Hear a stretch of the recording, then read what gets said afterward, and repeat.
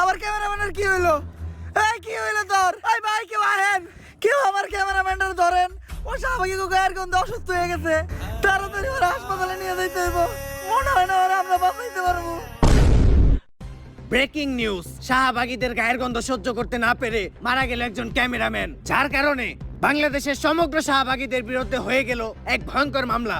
আর এরই মাঝে বাংলাদেশে আবারও শুরু হয়ে গেল মা ছেলের নতুন নাটক। বিস্তারিত জানতে দেখুন তাদের ভিডিও ফুটেজটি। বাংলাদেশের আইন কতটা জঘন্য হলে এর মধ্যে একটা বুইরা মহিলা আমার ধর্ষণ মামলা দেয়। 50 বছরের বুইরা মহিলা, এর আবার কেউ ধর্ষণ করে কেমনে?